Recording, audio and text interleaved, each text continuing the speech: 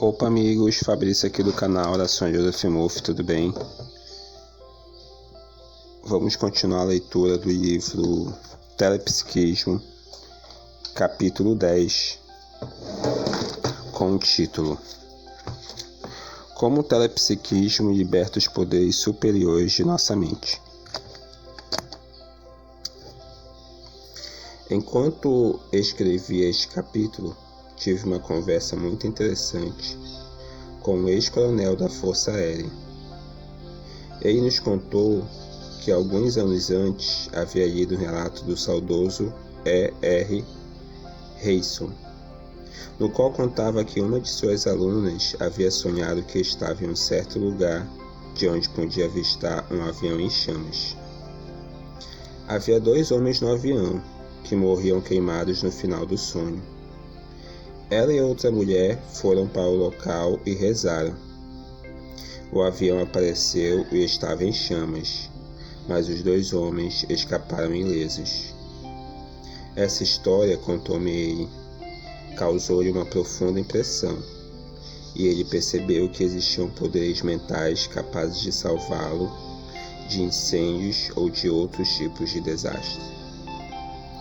Como o eu superior salvou-lhe a vida. Enquanto estava servindo no Vietnã, cita o Dr. Muff, o avião desse coronel incendiou e explodiu no ar. O coronel passou pelo meio das chamas e saltou de paraquedas sem nenhuma queimadura. Disse-me que tinha certeza de que o fogo não podia queimá-lo, e demonstrou para si mesmo que nas dimensões mais altas da mente, o homem não pode ser queimado, tornando-se invulnerável a qualquer perigo. Sem dúvida, ele adquiriu essa imunidade meditando no artigo a respeito das 2 mulheres que rezaram e salvaram os 2 tripulantes do avião em chamas. O telepsiquismo, ou comunicação com os poderes infinitos do subconsciente, é o que a Bíblia quer dizer quando afirma: se Deus é por nós, quem será contra nós? Como os indianos podem andar no fogo sem se queimar? A citação que se segue foi tirada de um artigo de Jack Kelly, publicado no jornal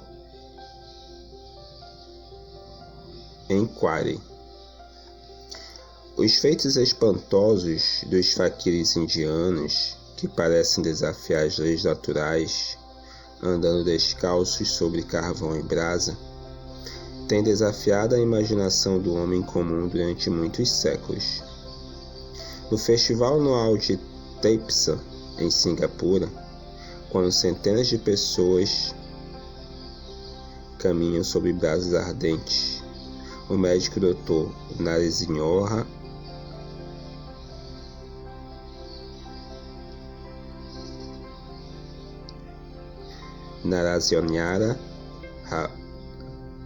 Ramaswamy declarou ao Enquirer que vem examinando as pessoas que realizam essa proeza há 18 anos e nunca viu ninguém queimado. As razões são parte místicas e parte científicas, explicou. A parte mística se baseia na fé, é o poder da mente. Como eles têm certeza absoluta de que não vão sentir nenhuma dor, não sentem nenhuma dor.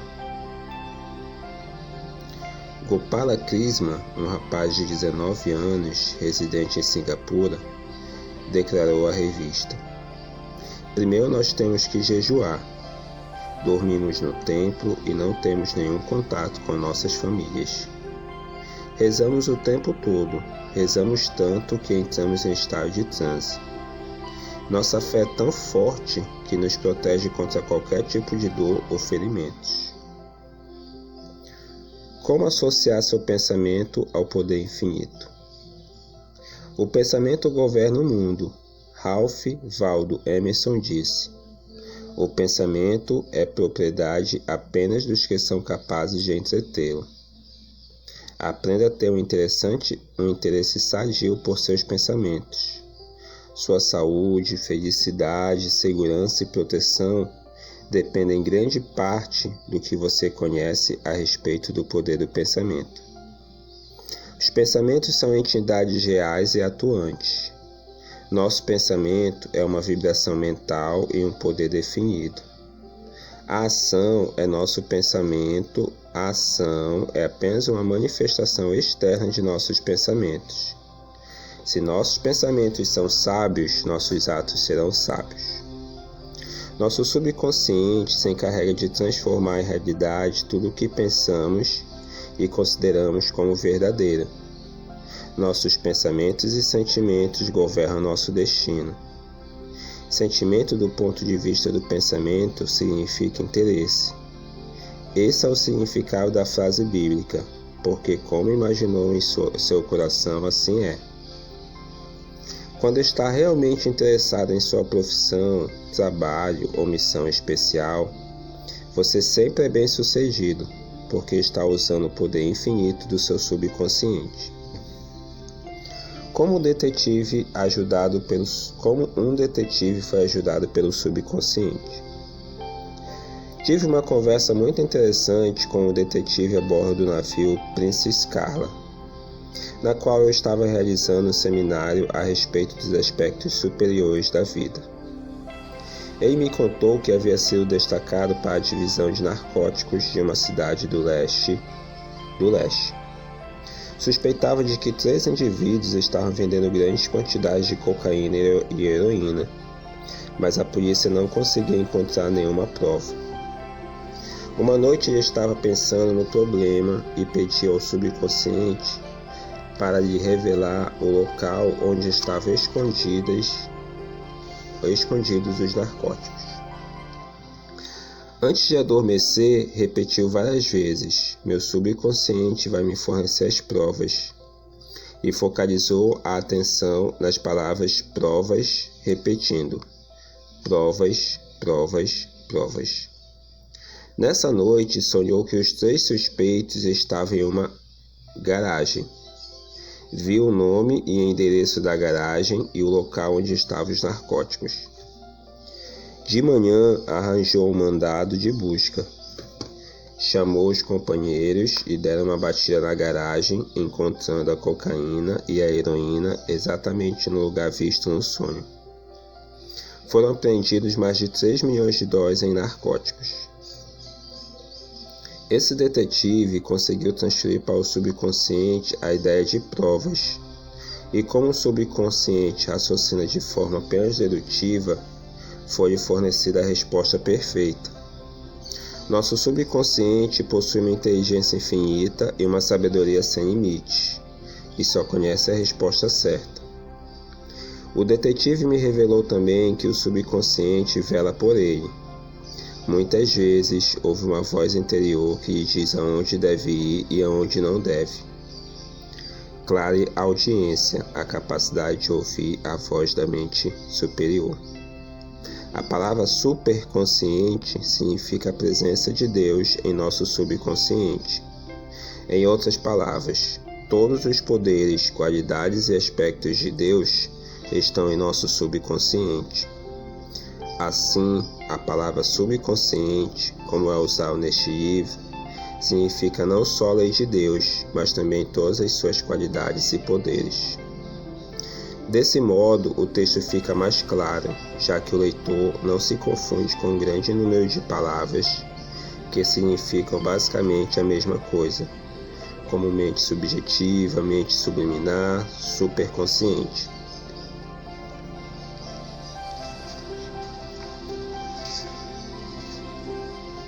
Muitas pessoas são clareaudientes. Sócrates, considerado uma das pessoas mais sábias, era guiado na vida por uma voz interior, na qual depositava confiança irrestrita. Não digam que Sócrates foi enterrado. Recomendou a seus discípulos: digam que enterraram meu corpo. Sócrates sabia que o homem é um ser mental e espiritual, e que a alma do homem é imortal. Hoje diríamos que Sócrates era clareaudiente, já que se referia tão frequentemente a uma voz interior. Certamente se tratava da voz do subconsciente que o ajudava de forma regular e sistemática a fazer e a dizer as coisas certas. Um jovem estudante japonês me contou que havia comprado uma passagem para um avião que mais tarde foi sequestrado perto de Los Angeles.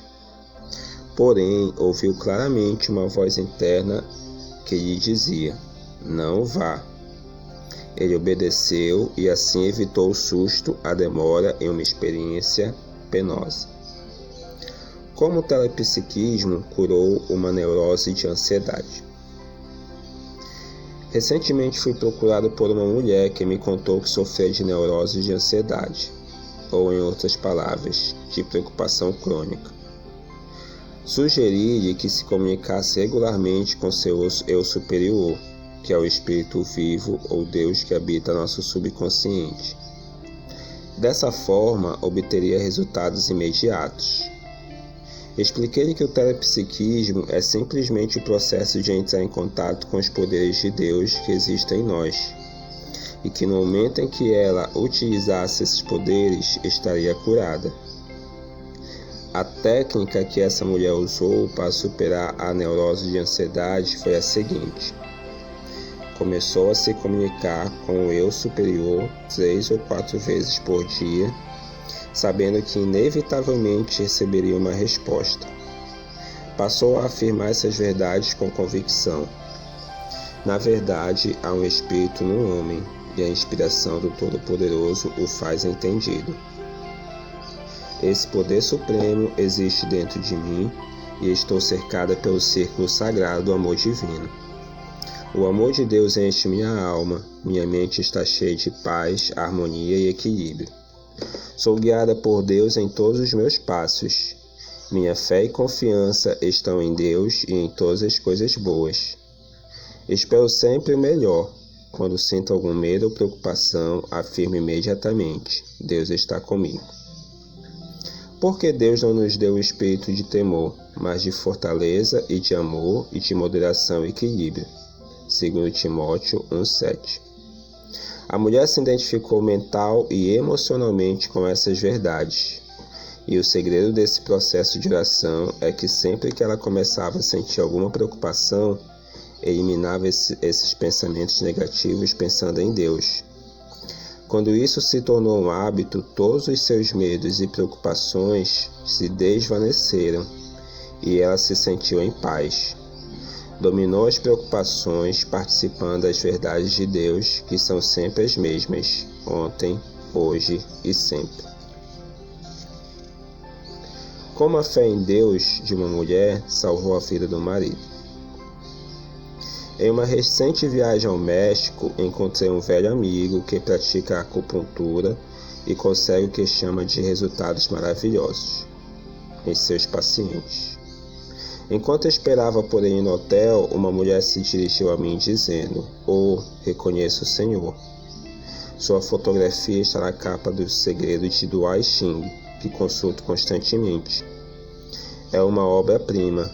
Então me contou um caso notável de precognição. Assisti a um evento antes que aconteça. Em 2 noites consecutivas, sonhou que estava vendo um homem apontar um rifle para o marido e matá-lo a tiros. Ficou muito assustada. Consultou o segredo do Aishin e perguntou o que fazer. A resposta foi o hexagrama 24, que diz: "Voltando e descasando sereis salvos. No sossego e na confiança estaria a vossa força. Se te voltares ao Todo-Poderoso, serás edificado." Jó 22:23.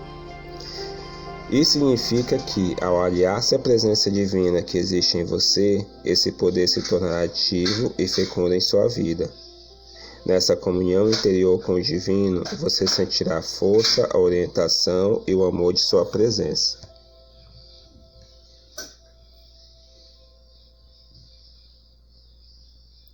Essa foi a resposta que ela recebeu dos segredos do Aishin, um antigo método chinês para ativar os agentes espirituais do subconsciente. E a mulher concentrou sua atenção em algumas das grandes verdades da Bíblia, sabendo que apenas assim poderia salvar a vida do marido. E será que antes que clamem, eu responderei? Estando eles ainda falando, eu os ouvirei. Tu conservarás em paz aquele cuja mente está firme em ti, porque ele confia em ti. A tua fé te salvou. Tudo é possível ao que crê. O coração alegre aformoseia o rosto. Eu sou o Senhor que te sara. Por isso vos digo que todas as coisas que pedirdes, orando, crede receber e tê-las-ei. Porque te restaurarei a saúde e te curarei as tuas chagas, diz o Senhor. Ela meditou nessas passagens e também no Salmo 91, sabendo que o amor de Deus velava pelo marido. Saturando a mente com essas verdades bíblicas, ela teve não só um profundo sentimento de paz e tranquilidade, como a certeza de que o círculo mágico de Deus envolvia o marido. Dias depois, o marido chegou em casa e lhe contou que um homem havia disparado 3 tiros contra ele, sem acertar nenhum. Outro homem apontou uma pistola contra ele e tentou disparar, mas a arma não funcionou. Não há dúvida de que as preces da esposa o salvaram de morte certa. O plano para matá-lo já estava no inconsciente coletivo e fora captado pela mulher. Adotando uma atitude mental positiva e invocando a proteção de Deus, ela conseguiu salvar sua vida. A tua fé te salvou. Mateus, capítulo 9, versículo 22. Não se esqueça. Resumo do capítulo 10, né, pessoal? Qual o título do capítulo 10? Como o telepsiquismo liberta os poderes superiores de nossa mente. Não se esqueça. Quando você atinge um estado elevado de consciência, torna-se invulnerável a qualquer perigo. Isso porque você conta com a proteção do poder infinito, que é todo-poderoso. Você se torna imune aos desastres meditando constantemente no amor divino, que nos envolve, nos abraça e nos protege. Nós somos aqueles que pensamos. Alguns indianos são capazes de caminhar descalços sobre carvão em brasa sem que nada lhes aconteça. Para isso, entretanto, suas mentes são condicionadas por um longo período. Acreditam que Deus os protege e têm uma convicção subconsciente de que não podem se queimar. Essa confiança cega é aceita pelo subconsciente, que responde à altura. Da mesma forma, uma pessoa hipnotizada pode ser operada sem sentir nenhuma dor. O pensamento governa o mundo. Todos nós sabemos o que pensamos. Tenha um respeito sadio por seus pensamentos. Nosso pensamento é criador. Se nossos pensamentos forem sábios, nossos atos também serão. Todas as coisas em que acreditamos sinceramente são transformadas em realidade pelo subconsciente. Nossos pensamentos e sentimentos governam nosso destino. Um detetive se concentrou em uma palavra, provas, antes de dormir. Seu subconsciente sabia que ele precisava descobrir o esconderijo de um suprimento de cocaína e heroína para poder prender 3 traficantes. Em um sonho, o subconsciente revelou ao detetive a localização exata do narcótico, resolvendo assim o problema. Nosso subconsciente só conhece a resposta certa. Muitas pessoas são claras e audientes. Desculpa, pessoal. Muitas pessoas são claras e audientes. Sócrates respeitava os conselhos de uma voz interior, na qual acreditava cegamente. Era a voz de seu subconsciente, que sempre o levava a fazer a coisa certa. Um jovem estudante japonês estava a ponto de embarcar em um avião quando uma voz interior lhe disse: "Não vá." Ele obedeceu e o avião mais tarde foi sequestrado. Assim, ele foi salvo de uma experiência penosa. Você pode superar a ansiedade enchendo a mente com as grandes verdades eternas, que neutralizam e obliteram os pensamentos negativos. Sature sua mente com as verdades do Salmo 27 e do Salmo 91 e descobrirá a paz e a serenidade. Uma mulher teve um sonho profético, viu o marido ser morto a tiros. Rezou pedindo que o amor de Deus protegesse o marido. Embora 2 homens apontassem suas armas diretamente para ele, nada lhe aconteceu.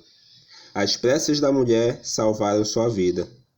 Tudo é possível ao que crê. Marcos capítulo 9, versículo 23.